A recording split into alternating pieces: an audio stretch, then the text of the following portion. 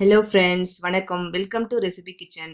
இன்னைக்கு நம்ம சேனல்ல அசோகா அல்வா எப்படி செய்யறதுன்னு பார்க்கலாம். வாங்க வீடியோக்குள்ள போயிட்டு பார்க்கலாம்.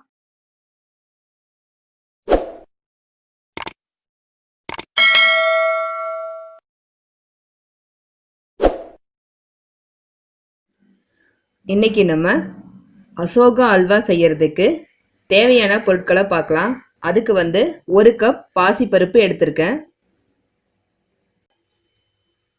பாசி பருப்பு எடுத்த அதே கப்ல 2 கப் சுகர் எடுத்திருக்கேன்.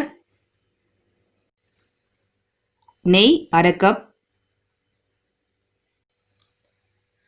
கோதுமை மாவு 1 டீஸ்பூன் எடுத்திருக்கேன். முந்திரி, காய்ந்த திராட்சை, ஏலக்காய் பொடி, 1 பிஞ்ச் கலர் பவுடர்.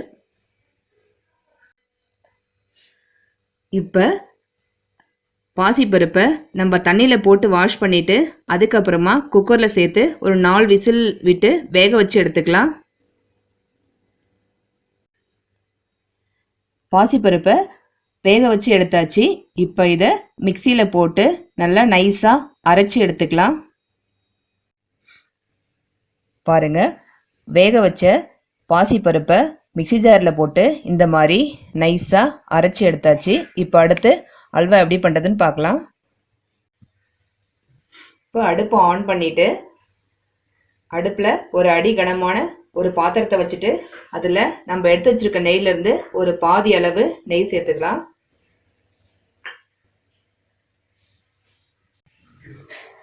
நெய் நல்லா சூடாயிடுச்சு. இப்போ 1 டீஸ்பூன் கோதுமை மாவை இதில் சேர்த்து நல்லா வறுத்து விட்டுக்கலாம்.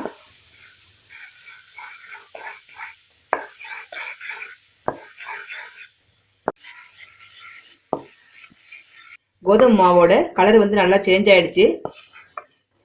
இப்போ நம்ம அரைச்ச பாசிப்பருப்பை இதில் சேர்த்துக்கலாம்.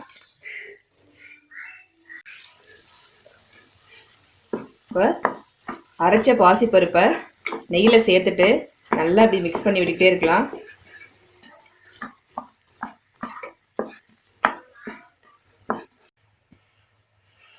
இப்போ இது கூடவே எடுத்து வச்சிருக்க 2 கப் சுகரையும் சேர்த்துக்கலாம். சுகர் சேர்த்துட்டு நல்லா கைவிடாம கிளறிக்கிட்டே இருக்கலாம்.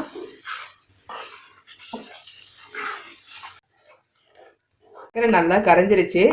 இது நல்லா கைவிடாம கிளறிக்கிட்டே இருக்கலாம். இப்போ இதில் கொஞ்சமாக கலர் பவுடர் சேர்த்துக்கலாம். நீங்கள் வேணும்னா சேர்த்துக்கலாம், இல்லைன்னா ஸ்கிப் பண்ணிக்கலாம். இப்போ இந்த ஸ்டேஜில் வந்ததுக்கப்புறமா மீதி இருக்கிற நெய்யை கொஞ்சம் கொஞ்சமாக சேர்த்து நம்ம கிளறி விட்டுக்கலாம்.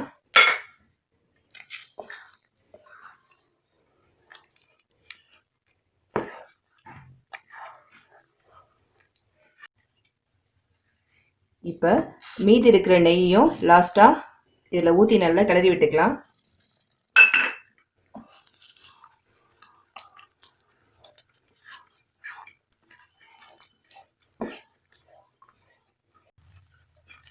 பாருங்க, இப்போ அல்வா பாத்திரத்தில் ஒட்டாம சூப்பராக வந்திருக்கு. இன்னும் கொஞ்ச நேரம் அப்படியே கிளறி விட்டுக்கலாம்.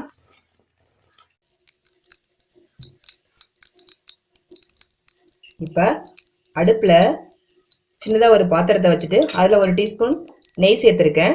நெய் காஞ்சதுக்கு அப்புறமா முந்திரி, திராட்சை இதில் சேர்த்து நல்லா வறுத்துக்கலாம். இப்போ இதில் எல்லாத்தையும் சேர்த்துக்கலாம். சேர்த்துட்டு நல்லா கிளறி விட்டுக்கலாம்.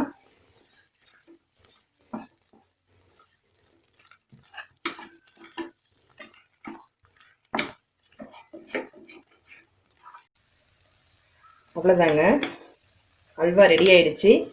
இங்கே பாருங்க, இந்த ஸ்டேஜ் வந்த உடனே அடுப்பை ஆஃப் பண்ணிட்டு லாஸ்ட்டாக ஏலக்காய் பொடி போட்டு இறக்கிக்கலாம். அவ்வளோதாங்க, நம்மளோட சூப்பரான அசோகா அல்வா ரெடி ஆயிடுச்சு. நீங்களும் கண்டிப்பாக வீட்டில் ட்ரை பண்ணி பாருங்கள். எப்படி இருக்குன்னு உங்கள் கமெண்ட்ஸை சொல்லுங்கள். இந்த வீடியோ உங்களுக்கு பிடிச்சிருந்ததுன்னா ரெசிபி கிச்சனுக்கு சப்ஸ்கிரைப் பண்ணுங்கள். தேங்க்யூ.